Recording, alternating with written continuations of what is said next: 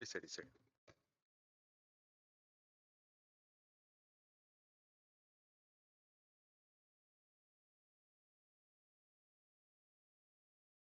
Good morning, all.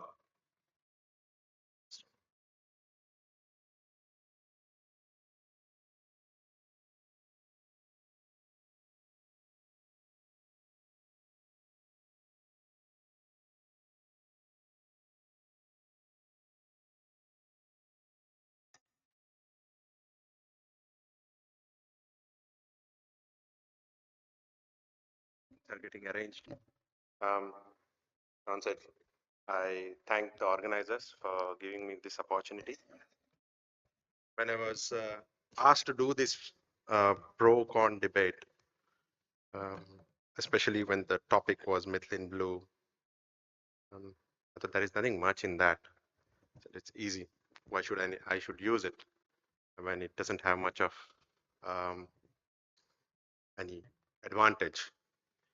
Um, but then I saw whom I was against, and that was Bala, my dear colleague. Now you have just heard him.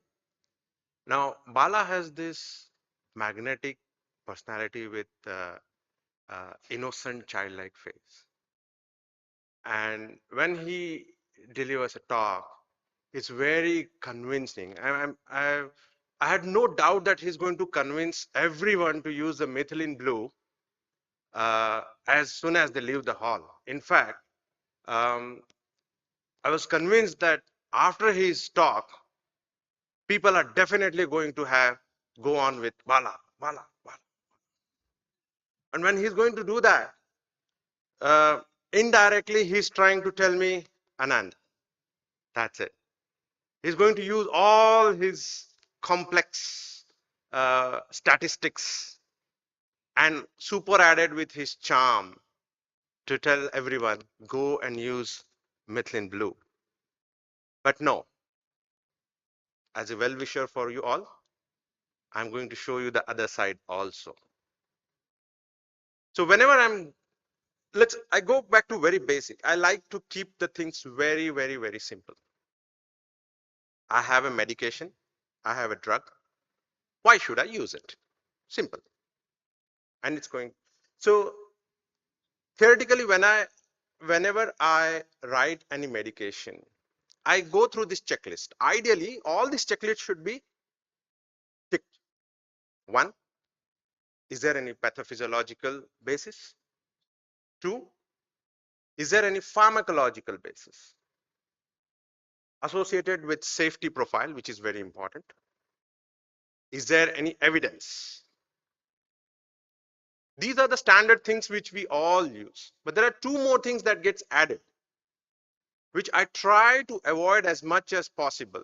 But being an intensivist and looking at the conflicts which we have with the other departments, sometimes I go ahead and say, okay, emotional basis.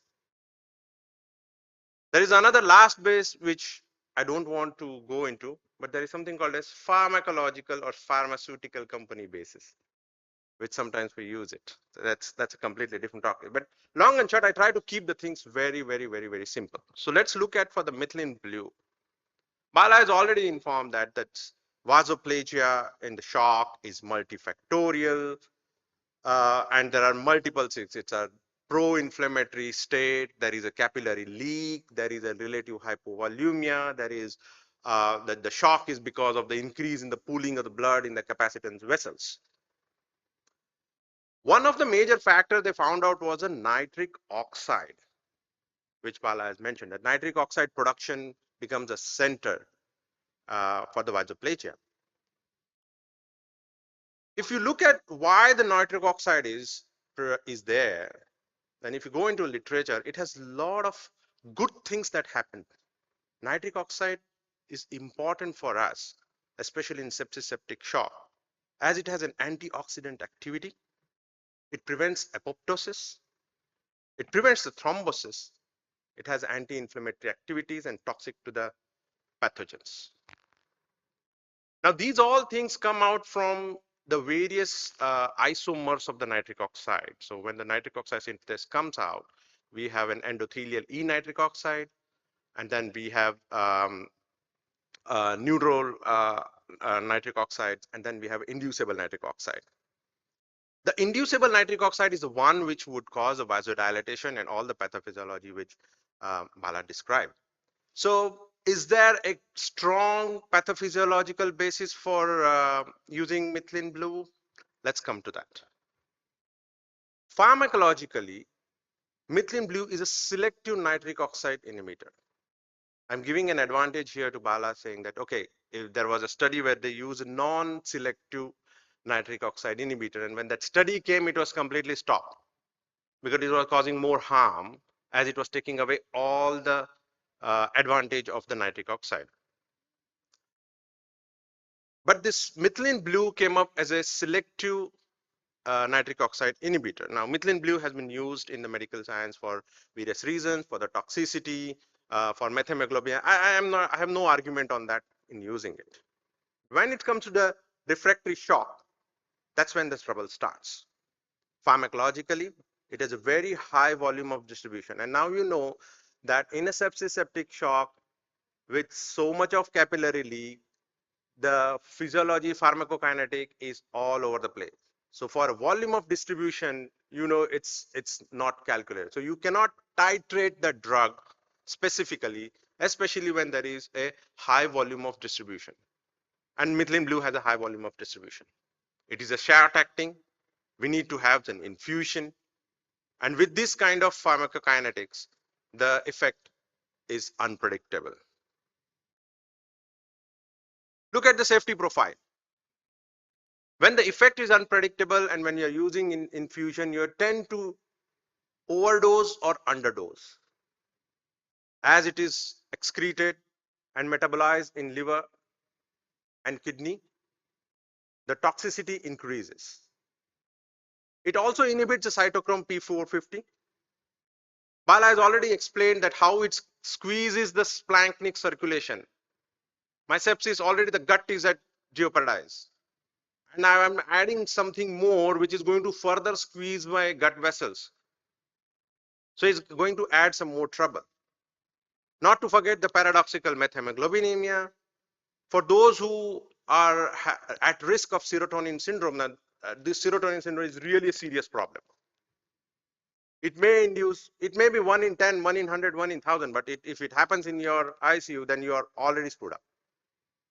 It is contraindicated in pregnancy. G6PD causes so much of hemolysis. So there is a lot of troublesome happening. And as in the picture, you won't like entering into the ICU with having the patients with the mixed colored. Half are blue, half are normal. Let's look at the monitoring and diagnosis. It not only just turns the people blue, it goes and deposits itself in the tissue. So the saturation which you are monitoring is again going to be a problem. So in a refractory shock, intubated, ventilated patients who is already struggling with the vasoconstriction, you add something more to find out whether my saturation is correct or not. Again, the formation of the methemoglobin, you do an ABG, you can argue, okay, let's do an ABG. You do an ABG and you are not sure whether it's going to be correct or not. So looking at the safety profile, I don't think that's a great drug we have. Let's come to the final thing. What's a evidence base? Even if the evidence base says that, okay, go for it, let's go for it. How is it possible to have a blinded randomized controlled trial in the methylene blue? Isn't it? It's so difficult to differentiate, isn't it? Which patient has got my methylene blue? It's not. So you won't be getting any randomized controlled trial. If you give methylene blue, the patient turns blue. Obviously, there is no placebo in that. So when you don't have a blinded randomized controlled trial, you know that the quality of evidence goes down. You cannot have that in this case. I'm not going to confuse statistically everyone. I'm just going to talk about the two trials and more of a meta-analysis. The vasosparing sparing action of the methylene blue, it was a narrative review, and it enlisted all the most of the major trials or case reports or the small studies which they have. And on that, you see that the number of patients they included were so small. The conclusion for this study was, this was in 2020, the routine use of methylene blue is not strongly recommended at the moment. Bala did showed us this systematic review. He showed that Ebrar et al. Has given his ICU, his numbers, and blah, blah, blah. The data source of this meta-analysis was pretty good till January 10, 2024. And then he also showed us how the p-value was fantastic and how it helps in the short-term mortality. But he very cleverly hit the last column. It's a graded recommendations. For those who want to know that it's not now only the p-value which is important, it is a grade of recommendation, which is a grade approach where the certainty of assessment are based not only on the magnitude of effect alone, but additionally encompass the risk of bias, consistency, directness, and precision. So now this is the in thing for assessing any kind of study. And look at the grading assessment. It's all low, low, low, very low, low, and low.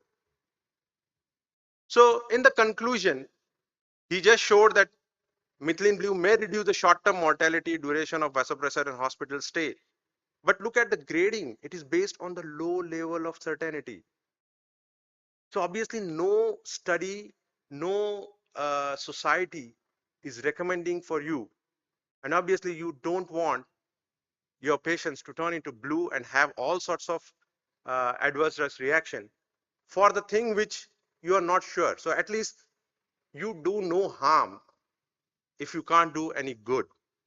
So with this, the final thing, do we have a pathophysiological and pharmacological basis? Maybe selective, non-selective as a class effect, we don't know. Definitely no safety profile for methylene blue. Evidence again very sketchy, only small studies, meta-analysis not having any high level of evidence. Definitely not pharmaceutical basis because there is no money in it, it's very pretty cheap. Maybe if I'm happy with Bala, if he takes me for a coffee and he keeps me happy, then probably I may use it. And that was the reason I raised my hand when Bala asked. If anybody else has that, I would not have raised my hand. So with that, Bala, I rest my case and say with the final thing, theory is when you know everything but nothing works, and practice is when everything works but no one knows why. In our ICU, theory and practical are combined together. Nothing works, nobody knows why. Thank you. I hope Gopinath sir would help us to I, iron out. I know balancing any pro-con session is, you have an emotional basis or a bias too, I guess. Coming from a background of cardiac anesthesia and intensive care, I've looked at both aspects of use of, let's say, medication. These are typically we're talking about rescue medications in a situation where you have run up against the wall. If you look at compare both cardiac surgery and ARDS or septic shock, the fundamental or molecular basis is practically similar. So having a rescue medication if you have some say endpoints like say cardiac index or SVR, yes, you are looking at something to define vasoplegia. The problem is there is nothing, we don't have any predictors for refractory shock or vasoplegia. You have some triggers or things like that which can say that these are patients who are prone for it. Clinical situation, yes, you do look at molecules which can help. They have listed or you have listed. I was taken in by your first slide, methylene blue, you said avoidable. So you didn't say don't use. Yes. So that is something that we would like to consider in a clinical situation when you balance out the need for a molecule in a rescue role. Yes, you have some molecules, but amongst all of them, probably what is mostly used or widely used is methylene blue. So at the end of the day, of course, there are some algorithms where you know, tailor your medications or things based on if they're prone for serotonin syndrome or G6PD deficient patients. But at the end of the day, I think clinical practice, somebody would be sort of comfortable using a drug which is available. So apart from hydroxycobalamin, yes, you have say the HAT therapy as it's called, hydroxycobalamin, ascorbic acid, and thiamine. So there are lots of available sort of molecules or therapies where you are using for a particular situation. We are talking about refractory shock with vasoplegia. You have described both of you the pathophysiology of high nitric oxide synthase activity, guanylyl cyclase, hydrogen sulfide, so many molecules. But at the end of the day, all of them work similarly. So you have to have one choice. And which would you choose is the one which is easily available. So methylene blue, cost effective, yes, easily available, can be used, has been used in various clinical settings. So to balance out, I would say yes, if you do need to use a molecule which is required in a in an emergency situation, or when you think that time is running out for you, yes, please do use any of these molecules. Methylene blue is one of your choices. Methylene blue is one of your choices. So in that sense, yes, there are pros and cons for every molecule.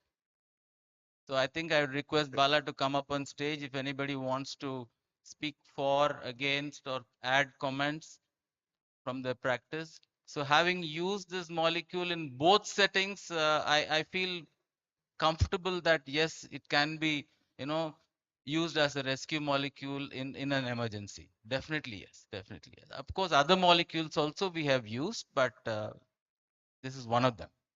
Any comments, please? I think in balance you said that it is pro, sir. I think I'm just pulling it. No,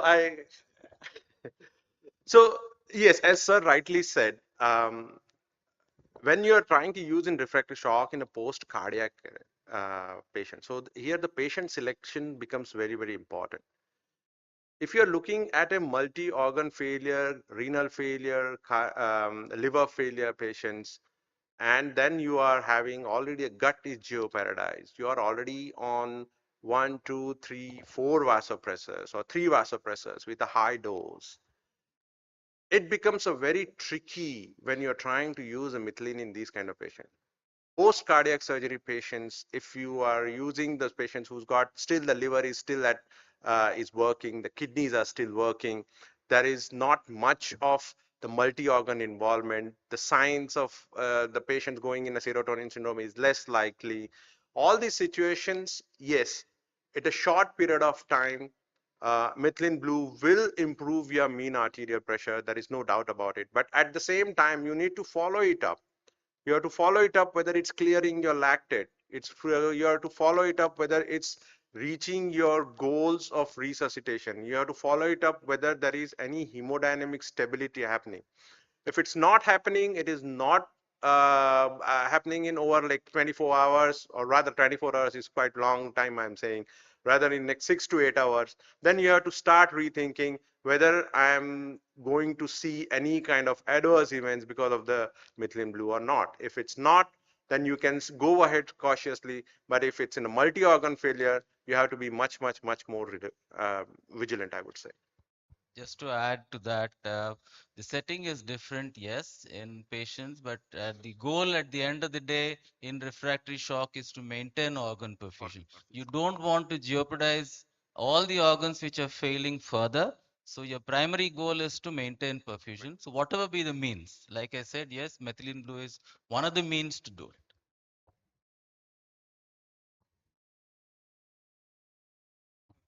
It was an interesting, entertaining, and very informative session. So I would request now Dr. Gopinath sir to felicitate our speakers with the mementos.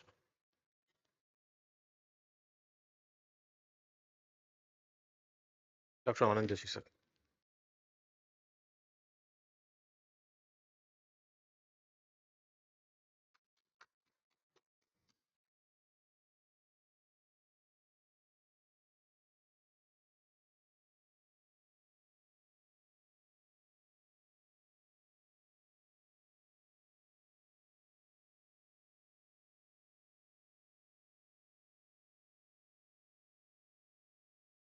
Now, please give away the memento to Dr. Bal Subramaniam.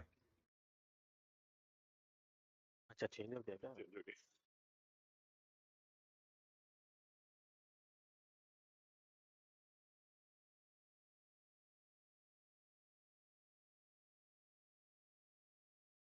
I would request Dr. Mahesh Madha to come onto the stage and felicitate Gopinath sir. Sir.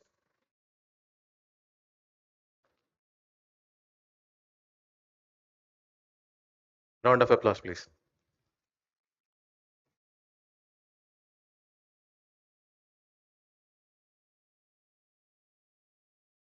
I want to thank all the speakers and chairpersons. Thank you so much.